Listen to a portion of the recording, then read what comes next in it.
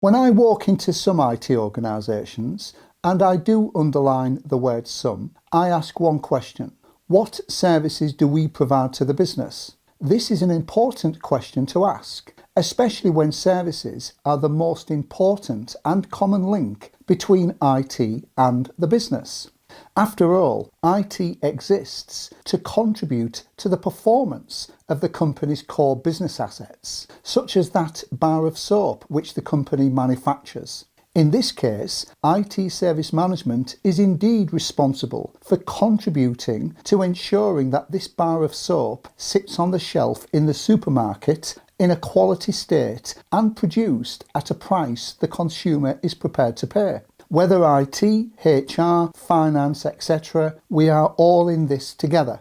So, it is expected that the services IT provide are clearly defined. Unfortunately, however, when I ask this question, some organisations respond with total silence. In fact, on occasions, some will respond with, "We are busy doing stuff." How do we quantify stuff? How do we measure stuff? This is far too ambiguous. So it is clear that these organisations have never defined the services which they provide. And, to be brutally honest, such organisations have defined very little about themselves. I could talk all day about the importance of clearly defining things, but let me just cover a few aspects. Firstly, when we look at roles, including responsibilities, some organisations confuse titles with roles.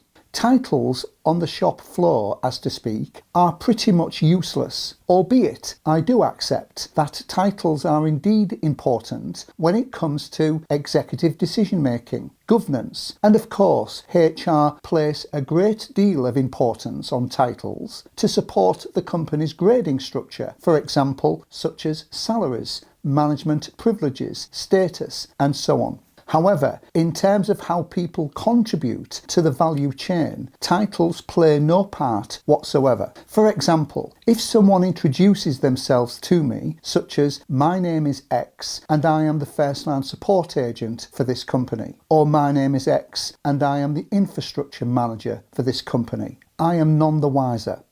Because I know that first line support in one company may mean that this person has a degree of technical expertise, whereas in another organisation, this person may simply pass messages around the company. There is nothing wrong in either of these models. It all depends on the strategic model of the organisation. However, in this context, title alone is simply too ambiguous. An infrastructure manager in one company may mean that this person or people are deeply ingrained within the infrastructure technologies, whereas in another company, the infrastructure manager may simply just be familiar with a couple of servers within the building. So we cannot make sense of titles. If someone were to set up their own business, they can actually give themselves whatever title they want. Whereas if someone introduces themselves to me with such as "My name is X and I'm the infrastructure manager for this company and my key responsibilities comprise of problem management and capacity and performance management," then I know exactly what outputs that this person is expected to produce and where these outputs go, and the recipient of these outputs, and what outcomes the recipient is expected to achieve from these outputs. And we have only just met. And it is not just roles where such ambiguity lies. Let's look at policies and processes. Firstly, a process is a vehicle to execute a policy. Processes satisfy policies. A process is defined as a set of interconnected or interrelated activities that transform one or more inputs into one or more defined outputs. In other words, it's the stuff we actually do, the work we actually carry out to produce outputs. However, in some organisations, these processes do not map to policies, when in fact they should. Trust me, these can be codified. So this lack of clarity results in processes growing organically on the shop floor. Therefore, these policies are clearly not being followed. I have come across situations where the author of a policy, i.e. a person or a team who has composed such a policy, store these policies on a document management system such as SharePoint,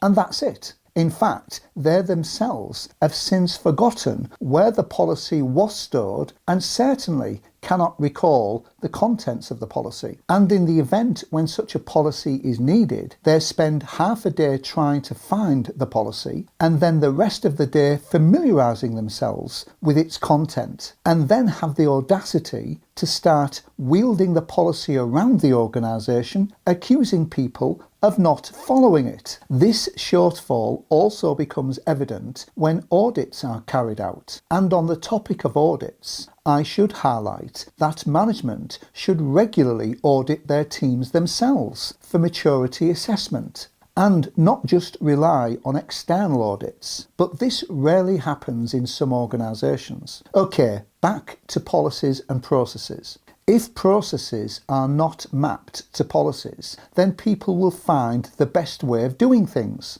In other words, the processes, i.e. the activities, simply grow organically on the shop floor. So these organically developed activities may be breaching policy on a daily basis. Or maybe these organically developed processes are a marked improvement on the policy, meaning the policies are in need of update. But if they are not mapped, then how are such updates identified? Now let's look at IT service management system tools. Many organisations have branded system tools such as ServiceNow, Fresh Service, Manage Engine, Cherwell, and it goes on. The business have invested in these tools because these tools are able to provide essential management information, and not to mention support modern thinking technologies.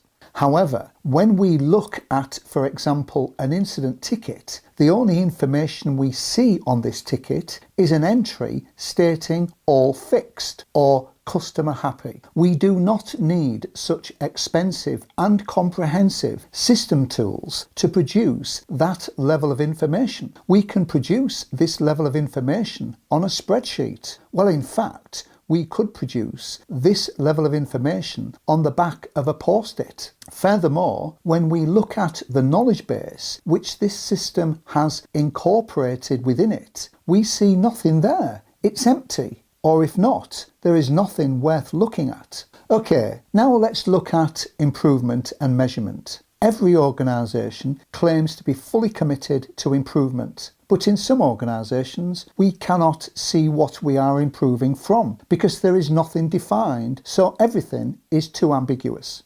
Of course, when things break and subsequently repaired, this indeed is improvement by default. But this is more reactive improvement. What about proactive improvement? I come back to my point. There is nothing sufficiently defined to identify where we are improving from. For clarification, a baseline is a marker for later comparison. A crude analogy could be that we have document version 1. This is our current defined baseline. When we introduce document version 2, this new document becomes our new baseline. If we can reference from the previous image being document version 1, we can use this as a form of measurement of improvement. Okay, in summary, the downside of such ambiguity and lack of definition within an organisation does not just impact efficiency, but also impacts staff morale, meaning such ambiguity can open doors to bully boy tactics, blame culture,